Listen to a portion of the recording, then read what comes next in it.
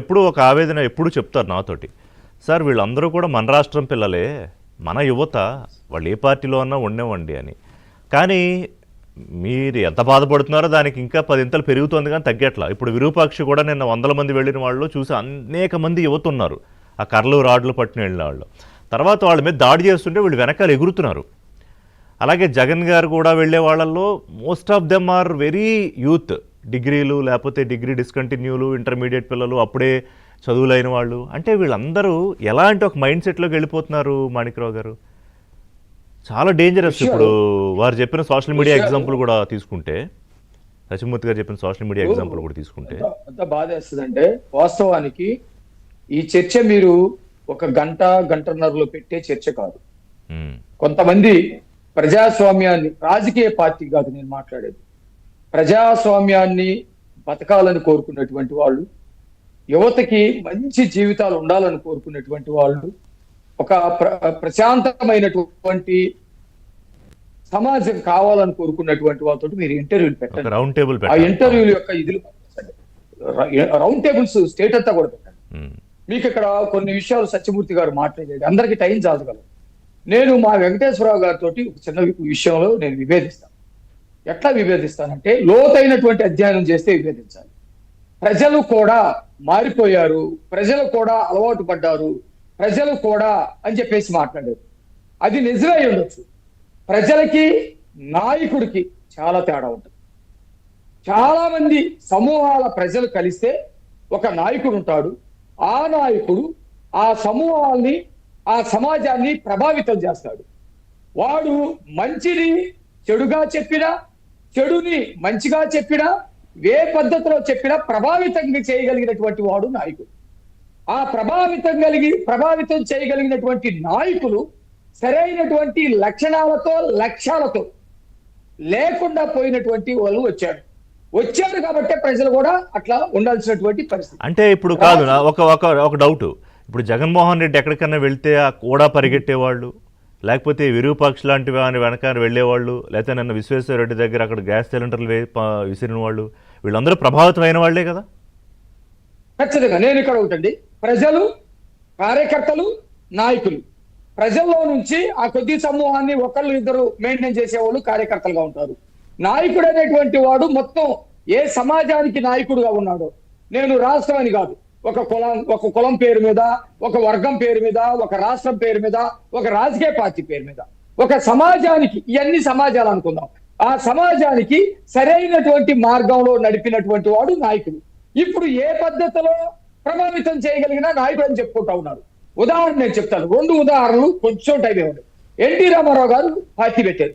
NT Ramarao గారు party పెట్టే నాటికి రాజకీయాల్లో, దేశ రాజకీయాలు, రాష్ట్ర రాజకీయాలు, చిన్న చిన్న మార్పులు, చిన్న అసంతృప్తులు, అభివృద్ధిలో తేడాలు ఇవన్నీ వస్తా ఉన్నాయి.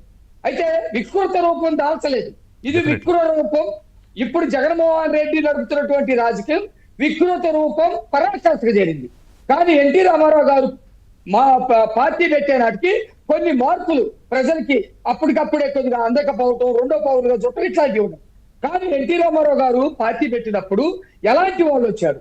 డాక్టర్స్, ఇంజనీర్లు, సమాజాన్ని ప్రభావితం చేయగలిగినటువంటి వాళ్ళు, అప్పటికే నక్సలైట్ ఉద్యమం ఉన్నటువంటి వాళ్ళు కూడా కొంతమంది రావటం, ఆ సిద్ధాంతాలతో ముందుకెళ్తామని చెప్పేసి ఒక నాయకత్వ సమూహాన్ని ఎన్టీ రామారావు గారు ఏర్పాటు చేశారు. ఆ నాయకత్వం మీరు ఇప్పటికీ చూడండి. మహేంద్ర గారు కానివ్వండి, మోతుపల్లి నరసింహన్ కానివ్వండి, లేకపోతే చంద్రబాబు నాయుడు గారు లాంటి వాళ్ళు కానివ్వండి, ఇంకా అనేక మంది రాజకీయ నాయకులు ఆ పార్టీ వచ్చారు. తెలుగుదేశం పార్టీ స్కూల్ నుంచి వచ్చారు, ఇంకా ఉన్నారు.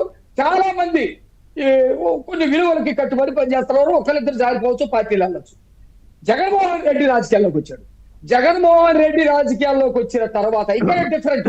ఆయన కొత్త వాళ్ళని తీసుకొచ్చి, కొత్త వాళ్ళకి రాజకీయాలు అవకాశాలు ఇచ్చి వాళ్ళ ద్వారా ఒక సమాజాన్ని నిర్మించాడు. జగన్మోహన్ రెడ్డి రాజకీయ పార్టీ ఎవరిదో తెచ్చుకున్నాడు. అప్పటికే రాజకీయాల్లో ఉన్నటువంటి, వివిధ రాజకీయ పార్టీల్లో ఉన్నటువంటి వాళ్ళని తెచ్చుకొని వాళ్ళ నిజ రాజకీయ స్వభావాన్ని ధ్వంసం చేసి ఇతను నేర రాజకీయ స్వభావాన్ని వాళ్ళకి అంటించాడు. మీరు గమనించండి, అంబటి రాంబాబు కాంగ్రెస్ నుంచే వచ్చాడు కదా, లేకపోతే పేర్రాని కాంగ్రెస్ నుంచే వచ్చాడు కదా, ధర్మాన ప్రసాదరావు కాంగ్రెస్ నుంచి వచ్చాడు కదా, లేకపోతే పెద్దిరెడ్డి రామచంద్రారెడ్డి కాంగ్రెస్ లో నుంచి వచ్చాడు కదా, ఇలాంటి వాళ్ళు కాంగ్రెస్ లో ఉన్నప్పుడు ఇలా లేరు. రాజకీయాలు చేసి ఉండొచ్చు, ఇలా లేరు. Correct. ఈ వికృత రూపం ఇతని దగ్గరికి వచ్చిన తర్వాత వచ్చింది. నెంబర్ 1. నెంబర్ 2, నేను ఇంకొక విషయం చెప్పదలుచుకున్నా. సోషల్ మీడియాని నిజంగా టెక్నాలజీని సక్రమైనటువంటి మార్గంలో వాడితే అది సమాజానికి, వ్యక్తులకి, కుటుంబాలకి ఎవరికైనా లాభం ఉంటది. ఏ పద్ధతిలో వాడుతూ ఉన్నారు? వాడేటువంటి వాళ్ళు ఎవరు? ఇందాక మీరు చెప్పిన పాయింట్కి వస్తున్నా. వాడేటువంటి వాళ్ళు ఆంధ్రప్రదేశ్ యువకులే, ఆంధ్రప్రదేశ్ లో చదువుకున్నటువంటి వాళ్ళే, వాళ్ళు నిరుద్యోగులే, వాళ్ళు పేద కుటుంబాల వాళ్ళే. వాళ్ళ అవసరాల్ని ఆసరాలుగా చేసుకొని వాళ్ళకి ఆశలు చూపి వాళ్ళ చేత ఈ టెక్నాలజీని కూడా వికృతంగా అందిస్తా ఉన్నారు. సపోజ్ నేను డిబేట్ లో మాట్లాడుతున్నానండి, నేను డిబేట్ లో మాట్లాడితే ఈ డిబేట్ మీద ఎవరైనా మాట్లాడొచ్చు, నువ్వు మాట్లాడేది తప్పు కాదు, జగన్మోహన్ రెడ్డిలో ఈ మంచి గుణాలు ఉన్నాయి, ఇంత గొప్పోడు, ఇంత వీరుడు, ఇంత సూర్యుడు, తల్లిని కాపాడినోడు, ఏదో నువ్వు చెప్పు. కానీ నా తల్లిని, నా భార్యని నేను అట్ట చేస్తా, నీకు ఇట్ట చేస్తా, వినరాని బూతులు ఫేస్బుక్ లో పెడతానండి. అంటే వీళ్ళ ఉద్దేశం ఏంటో తెలుసా?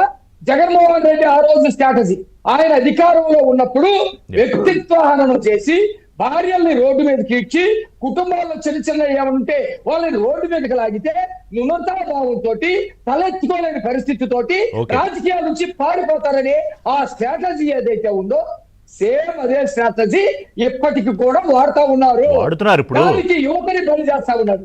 మాట్లాడే నా మీద మీ మీద సత్యమూర్తి గారి మీద అందరూ మనం చదవంగానే అవి చదివితే దారుణంగా ఉంటాయి అవన్నీ వాళ్ళు పెట్టే బూతులు రకరకాల సోషల్ మీడియా. ఎంత ఆవేదన వస్తుందో. ఇది ఈ రాష్ట్రంలో ఉన్నటువంటి యువ సంపదని వెంకటేశ్వర్ నేరం ప్రవృత్తి వైపు నడుపుతున్నటువంటి నాయకుడి యొక్క లక్ష్యం. దీన్ని వెంకటేశ్వర గారు, ఇప్పుడు చిన్న విషయం కాదండి.